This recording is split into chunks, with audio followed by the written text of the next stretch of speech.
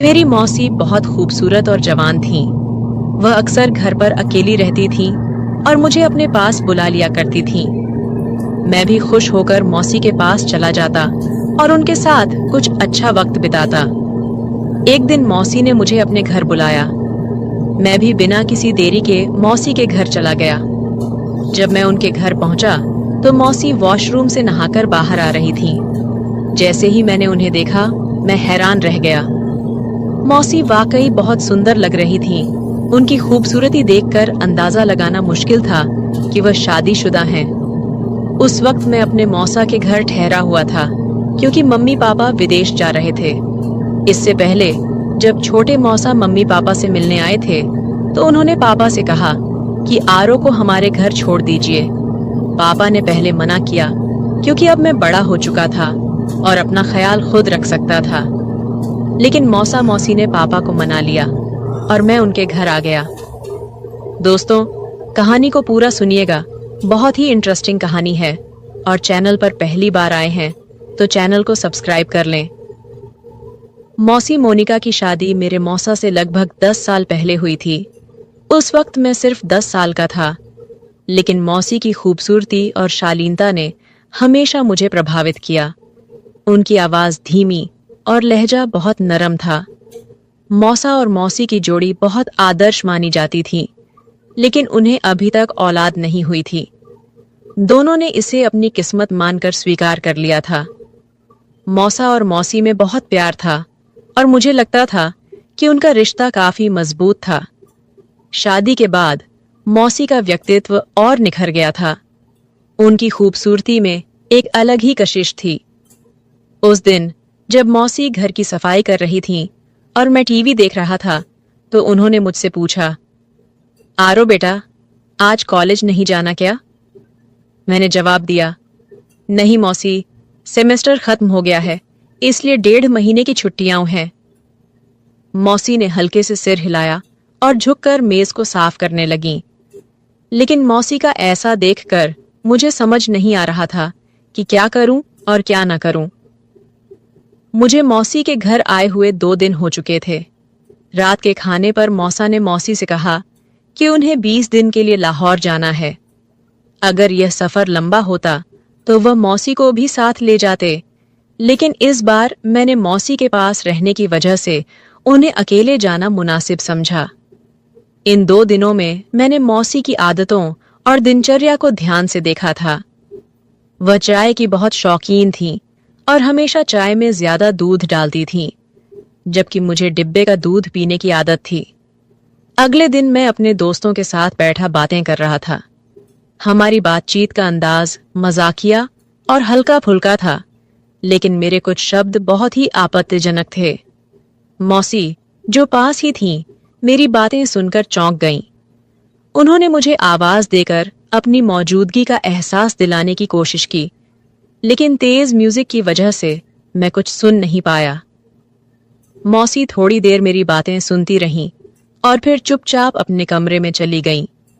शाम को जब मैं दोस्तों के साथ बाहर जाने के लिए निकला तो मौसी को बताने उनके कमरे की तरफ गया। उस वक्त मेरे मन में कुछ खास नहीं था। वापस आकर मैं अपने कमरे में बेड पर लेट गया। थोड़ी देर बाद मैंने कहा, मुझे चाय चाहिए मौसी। मौसी ने मुस्कुराकर जवाब दिया, क्यों नहीं मेरे बच्चे, बस 2 मिनट में फ्रेश होकर आती हूं और बना देती हूं। ये कहकर वह बाथरूम की तरफ चली गईं। मैं गैलरी में आकर बैठ गया और सामने लॉन के फूलों को देखने लगा। एक फूल मुझे बेहद पसंद आया। मैंने पास जाकर उसे ध्यान से देखा और फिर तोड़ लिया।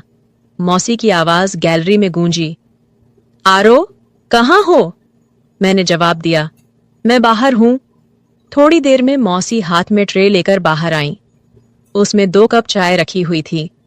उन्होंने एक कप मुझे पकड़ाया और दूसरा खुद अपने लिए लिया। उसी वक्त मैंने वह फूल जो मेरे हाथ में था मौसी की ओर बढ़ा दिया। मौसी ने मुस्कुराते हुए फूल मेरे हाथ से लिया और कहा, शुक्रिया मेरे बच्चे।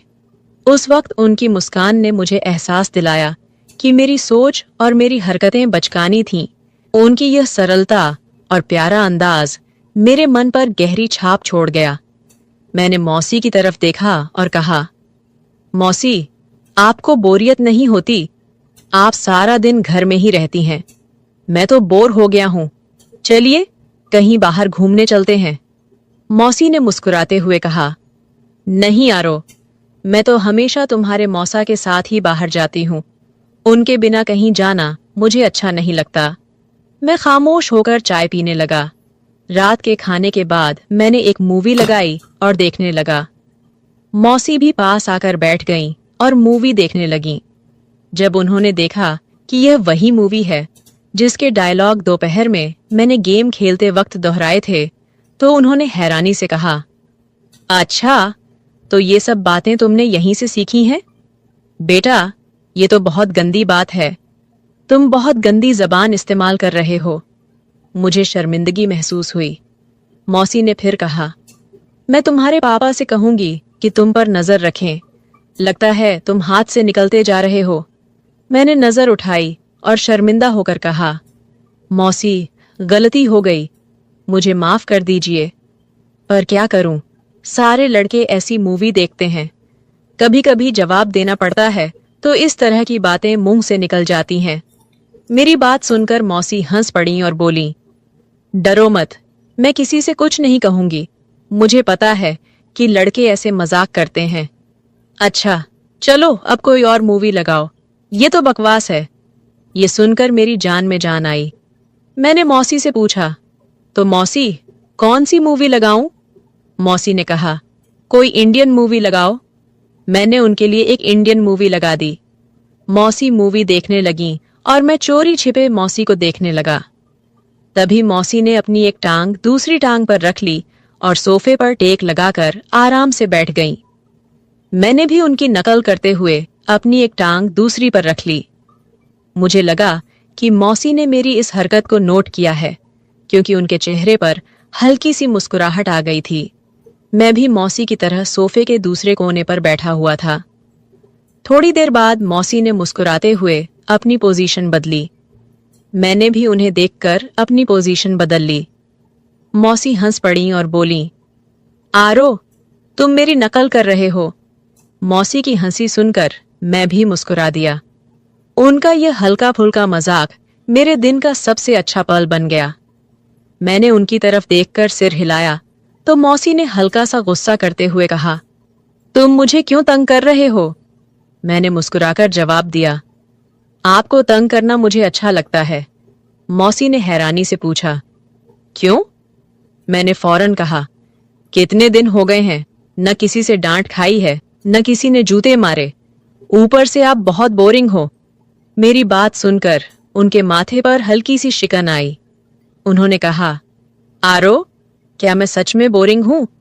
मैंने मजाक में जवाब दिया, पता नहीं, लेकिन अकेले रहकर मेरा क्या होगा, ये सोचकर डर लगता है। मौसी मुस्कुराई और बोली, तुम्हें मार खानी है तो मैं देती हूं। वह मुझे अब भी मासूम और शरारती बच्चा समझ रही थीं, और ये मेरे लिए फायदेमंद था। शायद इन्हीं फिजूल बातों के चलते मौसी और मैं अच्छे दोस्त बन गए। रात करीब 11 बजे मौसी के मोबाइल पर मौसा का फोन आया। वह फोन उठाकर अपने कमरे में चली गईं। मैंने कुछ देर मूवी देखी और फिर टीवी बंद करके अपने कमरे की तरफ जाने लगा। तभी मौसी के कमरे से उनकी आवाज सुनाई दी, आपको बहुत मिस कर रही हूं, पता नहीं ये दिन कैसे कटेंगे। दूसरी तरफ से क्या कहा गया यह तो नहीं पता, लेकिन मौसी की यह बात मेरे लिए किसी सरप्राइज से कम नहीं थी। अगले दिन सुबह मैं जल्दी उठ गया। फ्रेश होकर मैं किचन में गया, लेकिन वहां कोई नहीं था। मैंने सोचा कि मौसी अभी सो रही होंगी। उनके कमरे की तरफ देखा तो दरवाजा बंद था। मैंने खुद के लिए चाय बनाई, स्लाइस गर्म किए और मेज पर बैठकर नाश्ता करने लगा। थोड़ी देर बाद मौसी के कमरे का दरवाजा खुला। वह बाहर निकली और मुझे देखकर थोड़ा सा शर्मिंदा होकर बोली, रात को नींद नहीं आई, बहुत देर से सोई थी, इसलिए सुबह जल्दी नहीं उठ सकी। मैंने मुस्कुराकर कहा, कोई बात नहीं, आपको नाश्ता करना है? चलिए, आज आपका नाश्ता मैं बना देता हूं। मौसी हंस पड़ी और बोली, तुम और नाश्ता? क्या बात है? मैंने कहा, पहले आप फ्रेश हो आइए, फिर देखते हैं। मौसी मुस्कुराई, सिर हिलाया और दोबारा अपने कमरे में चली गईं। मैंने आवाज लगाई, मौसी, आपको नाश्ते में क्या पसंद है? मौसी ने हंसते हुए कहा, तुम जो भी बनाओगे मैं खुशी से खा लूंगी। मैंने सिर झुकाकर कहा, जैसे आपकी मर्जी, और फिर किचन की तरफ मुड़ गया। मैं किचन में नाश्ता बनाकर लौटा और मौसी को आवाज दी। मौसी हॉल में आई और कुर्सी पर बैठ गईं। मैंने कहा, मौसी, आपका नाश्ता तैयार है। ट्रे को उनके सामने रख दिया। मौसी मेरी तरफ मुस्कुराते हुए देख रही थीं। उन्होंने मेरे सिर पर हाथ फेरा और प्यार से मेरे बालों को बिगाड़ दिया। मैंने उनके हाथ को पकड़ लिया और कहा, मौसी, आपने मेरे बालों का स्टाइल खराब कर दिया। मौसी ने हंसते हुए मेरे गाल पर हल्के से थप्पड़ मारा और कहा, कुछ नहीं हुआ, आराम से बैठो और नाश्ता करो। मौसी ने नाश्ता खत्म किया और मुस्कुराते हुए बोली, आरो, तुम्हारा बहुत शुक्रिया। चलो, आज से हम पक्की दोस्ती करते हैं। बहुत दिनों बाद इस तरह हंसी हूं और इतना अच्छा नाश्ता किया है। मैंने नकली गुस्से में मुंह बनाते हुए कहा, तो क्या मैं आपका दोस्त नहीं हूं मौसी? मौसी ने मेरे गाल पर चुटकी काटते हुए कहा, दोस्त हो पर कच्चे वाले, आज से पक्की दोस्ती करते हैं। मैंने गाल मलते हुए कहा, यार, आप आंटियों की तो ये बहुत गंदी आदत होती है, गाल ही लाल कर देती हैं। मौसी हंस पड़ी और फिर दोनों हाथ मेरे कानों की तरफ बढ़ाए। मैं भागने लगा। मौसी हंसते हुए मेरे पीछे भागी और बोली, रुको, तुम्हें मार लगाती हूं। मैं भागते भागते रुक गया और अपनी कमर पर हाथ रखकर सांस लेते हुए कहा, ठीक है। मौसी हंसते हुए पास आई और अचानक मेरे दोनों कानों पर चुटकी काट ली। मैंने रोने जैसी शक्ल बनाते हुए कहा, आपसे तो कोई प्यार की उम्मीद ही नहीं है, आप बहुत बेदर्द हैं। मौसी ने हंसते हुए मुझे देखा, जहां चुटकी काटी थी वहां प्यार से सहलाया और कहा, सॉरी यार। फिर उन्होंने कहा, अच्छा, मैं चेंज करके आती हूं, मार्केट से वह सामान ले आना है। मैंने कहा, ठीक है, मैं भी चेंज कर लेता हूं, शायद कोई लड़की मेरे जाल में फंस जाए और मेरे भी मजे हो जाएं। मौसी ने मुस्कुराते हुए मेरी कमर पर हल्का सा थप्पड़ मारा और कहा, आरो, थोड़ी तो शर्म करो। मैंने हैरानी से पूछा, शर्म किस बात की मौसी? मौसी बोली, अपनी इन तूफानी हरकतों से। मैंने हंसकर जवाब दिया, यार, जिंदगी में थोड़ा सा मजा भी होना चाहिए, वरना तो सारी उम्र आप मुझे किसी काम का नहीं छोड़ेंगी। आरो ने मजाक करते हुए कहा। मौसी को पहले तो उसकी बात समझ नहीं आई, लेकिन जब समझ में आई तो वह थोड़ी देर के लिए चुप हो गईं। फिर अपने पांव से चप्पल उतारते हुए बोली, थोड़ी सी तो शर्म करो, आरो। आरो हंसते हुए अपने कमरे की ओर बढ़ा गया। थोड़ी देर बाद वह बाहर आया और सोफे पर बैठकर टीवी देखने लगा। कुछ समय बाद मौसी भी बाहर आ गईं। जब मौसी बाहर आईं तो आरो की नजरें उन्हें देखे बिना नहीं रह पाईं। मौसी सफेद रंग की कमीज और जीन्स में काफी आकर्षक लग रही थीं। आरो ने मजाक करते हुए कहा, मैं, क्या इरादा है? मौसी ने पहले अपने कपड़े देखे, फिर आरो को हैरान होकर पूछा, क्या हुआ? आरो ने दिल पर हाथ रखते हुए कहा, आपके दीवाने इस शहर में 1000 होंगे, लेकिन इतनी सुबह दुकान कौन खोलेगा? मौसी को अपनी गलती का एहसास हुआ और बोली, ठीक कह रहे हो। आरो ने कहा, जब आप बाहर निकलती होंगी तो लोग आपको ही देखेंगे। मौसी मुस्कुराते हुए बोली, आरो, थोड़ी शर्म करो, मैं तुम्हारी मौसी हूं। आरो ने सर झुकाकर कहा, ठीक है मौसी। तो मौसी हंस पड़ी। फिर वह पास बैठते हुए बोली, तुम फ्लर्ट करना नहीं छोड़ोगे ना? आरो ने मुस्कुराते हुए कहा, मैं फ्लर्ट नहीं कर रहा हूं मौसी। मौसी ने हंसते हुए कहा, माफ करना यार। और थोड़ी देर बाद मौसी ने पूछा, सच में तुम्हारी कोई गर्लफ्रेंड नहीं है? आरो ने जवाब दिया, कोई आप जैसी मिली नहीं, वरना उसे गर्लफ्रेंड क्या, अपनी लाइफ पार्टनर बना लेता, चाहे पापा को समझाना पड़ता। मौसी मुस्कुराते हुए बोली, मैं अच्छी लगती हूं तुम्हें? आरो ने फिर अपने सिर को थोड़ा झुकाकर हल्के से कहा, बहुत ज्यादा मौसी। मौसी ने कहा, तू बाज नहीं आएगा। फिर अचानक कहा, आरो, दूध ले आओ, खत्म हो गया है। आरो ने सिर हिलाया और बाजार की ओर चला गया। वापस आकर उसने दूध के बर्तन को फ्रीजर में रखा और मौसी को बताने के लिए उनके कमरे में गया। लेकिन जो दृश्य उसने देखा वह पागल कर देने के लिए काफी था। मौसी शायद नहाकर बाहर आई थीं। ये वक्त आरो के लिए बेहद कठिन था और वह महसूस कर रहा था कि जैसे उसकी ताकत खत्म हो गई हो। वह पलटने ही वाला था जब मौसी ने आवाज दी, दूध ले आए हो? आरो की आवाज जैसे रुक सी गई थी। उसने सिर हिलाया और मौसी धीरे धीरे कदम उठाते हुए उसकी ओर बढ़ी।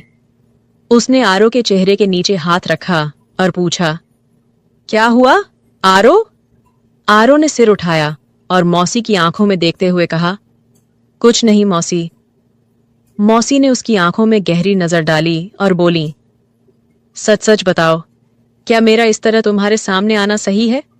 आरो ने सिर हिलाया और फिर सिर झुकाकर कहा, अगर आपको लगता है कि मैं आपकी तरफ आकर्षित हो रहा हूं तो आप गलत हैं मौसी।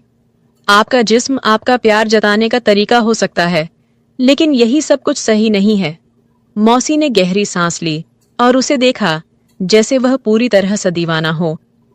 आरो ने फिर सिर उठाया और कहा, लेकिन मैं यह भी नहीं चाहता कि आप मुझे अपनाएं और फिर अचानक मुझे अपने दीदार से महरूम कर दें। मौसी के लिए यह एक बड़ा फैसला था। फिर वह बेड पर बैठ गई और कहा, आओ मेरे पास बैठो। आरो धीरे धीरे उनके पास आकर बैठ गया। मौसी ने उसका हाथ पकड़ा और दूसरे हाथ पर रखा। आरो, जो भी मिल जाए उसका शुक्र करना चाहिए, वह बोली। आरो को यह समझ में आ गया कि मौसी के मन में क्या चल रहा था और उसने खुद को कमरे से बाहर खींच लिया। तभी उसे महसूस हुआ कि मौसी अंदर रो रही हैं। उनकी सिसकियों की आवाज बाहर तक आ रही थी। वह दरवाजे के पास गया और पूछा, क्या आप ठीक हैं? अंदर से कोई जवाब नहीं आया, लेकिन सिसकियां फिर से सुनाई देने लगीं। आरो ने फिर पूछा, मौसी, क्या हुआ? आप क्यों रो रही हैं? अंदर से आवाज आई, आरो, मुझे थोड़ी देर अकेला रहना है, प्लीज तुम अपने कमरे में चले जाओ। आरो ने कहा, ठीक है, अगर आप ठीक हैं तो बताइए। मौसी ने कहा, मैं ठीक हूं। लेकिन आरो को अब भी यह समझ में नहीं आ रहा था कि आगे क्या करना चाहिए। मैं जल्दी से वापस आ गया। फिर कुछ देर बाद मौसी भी फ्रेश होकर बाहर आई और मुझसे माफी मांगने लगी। उस दिन के बाद से मैंने मौसी का बहुत ज्यादा ख्याल रखना शुरू कर दिया, क्योंकि वह बहुत ज्यादा तन्हाई का शिकार हो गई थी और मुझसे प्यार करने लगी थी। मैंने फोन करके मामा को वापस बुला लिया। मौसी जवान और खूबसूरत औरत थी, इसलिए वह अपनी तन्हाई को मिटाने के लिए बहुत ज्यादा तरस गई थी। लेकिन शुक्र है कि हम दोनों में इस तरह का कोई भी ताल्लुक कायम नहीं हुआ।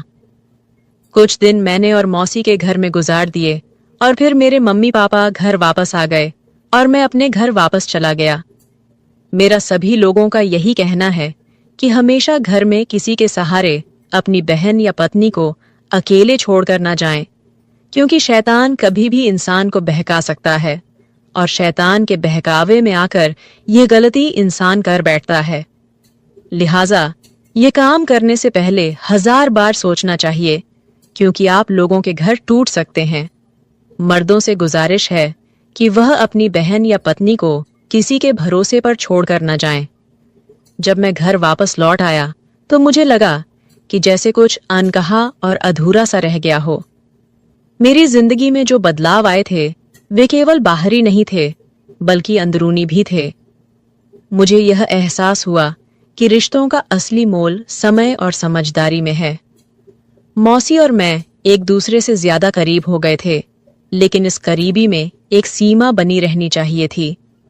एक दिन जब मैंने मौसी से बात की तो उसकी आंखों में एक नई तरह की शांति थी। वह अब पहले जैसी तन्हाई का शिकार नहीं थी और मुझे लगा कि वह अब अपने जीवन में सच्ची खुशियों की तलाश में है। मैंने मौसी से कहा, आप अब खुश रहना डिजर्व करती हैं मौसी। उसने मेरी ओर देखा। उसकी आंखों में एक हल्की सी मुस्कान थी। लेकिन उसके भीतर एक गहरी समझ थी जो उसने मुझे कभी दिखाई नहीं थी। उसने कहा, हर रिश्ते में एक सफर होता है, आरो। मैंने अपनी गलती को समझा और अब खुद को प्यार और सम्मान देना सीख लिया है। तुमसे भी एक बात कहनी थी, हम सब अपने जीवन में कुछ खोते हैं, लेकिन उसे वापस पाने का रास्ता तब मिलता है जब हम अपनी अपनी सीमाओं का सम्मान करते हैं। ये शब्द मेरे दिल को छू गए और मुझे समझ में आया कि हर रिश्ते में केवल प्यार ही नहीं, बल्कि आत्म आदर और समझदारी भी जरूरी होती है। मौसी ने मुझे वह सिखाया जो मैं पहले कभी नहीं समझ पाया था। उस दिन के बाद मुझे एहसास हुआ कि प्यार केवल शारीरिक आकर्षण तक सीमित नहीं होता, बल्कि यह सच्ची मित्रता, परिवार और एक दूसरे के दर्द को समझने की प्रक्रिया भी होती है। मैं और मौसी अब बेहतर रिश्ते की ओर बढ़ रहे थे, जहां एक दूसरे की भावनाओं और जरूरतों का सम्मान था। मैंने अपनी माँ बाप से एक वादा किया कि मैं कभी भी रिश्तों की अहमियत को कम नहीं करूंगा और उन्हें समझाऊंगा कि किस तरह परिवार का साथ हर मुश्किल से बाहर निकलने का रास्ता होता है। ये कहानी शायद किसी एक व्यक्ति की न हो, बल्कि ये हर किसी के जीवन के किसी हिस्से से जुड़ी हो सकती है, जहां हम अपने रिश्तों को समझने और उनका सम्मान करने के बारे में सीखते हैं। अगर आपको ये कहानी पसंद आई हो तो वीडियो को लाइक करें और चैनल को सब्सक्राइब करें। एंड बेल आइकन पर क्लिक करें, ऑल घंटी को प्रेस करें ताकि जब भी वीडियो डाले नोटिफिकेशन सबसे पहले आपको मिले। मिलते हैं एक और दिलचस्प कहानी के साथ में। धन्यवाद।